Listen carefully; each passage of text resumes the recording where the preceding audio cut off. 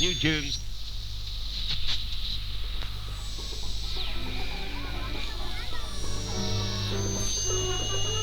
I saw it in the newspaper today. The article said it took 3 weeks to lower him out. 27 men were needed to seal the vessel after its capture. He's the third god this year. The photo on the front page was taken before he was sealed. I know they're a problem, and the initiative is important, but it was tough to look at. They'd bound his 8 arms back. 3 of them had been hacked off. But he wasn't bleeding. Suppose he wouldn't. His hair had been cut off, and you could see some of the locks had petrified when they touched the ground. He's one of the last rivers left in Punjab. It's going to be a problem when the midsummer heat hits. But they shouldn't be here. They're a threat, and we all have to do our part in supporting the initiative. My cousin's brother-in-law was one of the volunteers. He said they all worked shifts for those 3 weeks, night and day. The god of the river was difficult. I mean, he's a river. They aren't small.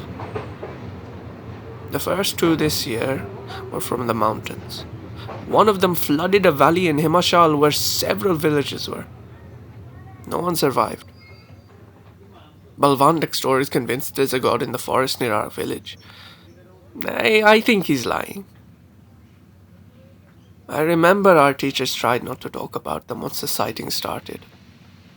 I've never seen one up close. My uncle says he saw one when he was driving back from the city one night. He said the god had 4 heads, and each way his head turned, his eyes looked directly at him. It terrified him. The pictures started appearing in the newspapers when I was in secondary school. My mother tried to hide them away from me and my sister. Father once left one underneath his cushion, and that's when I saw it. The same river god they caught today. I will say that I don't always entirely agree with the methods the initiative uses. I agree they should be captured and sealed, but they didn't need to mutilate him. No one knows what happens once they're sealed. The rumors are that they're sold to other countries, something about improving their defense protocols. Some people say the vessels are buried deep in the ocean where they can't be found. I don't know if they die inside. Maybe they're more like tombs. But the gods shouldn't be here, and they know that. And I don't doubt the initiative.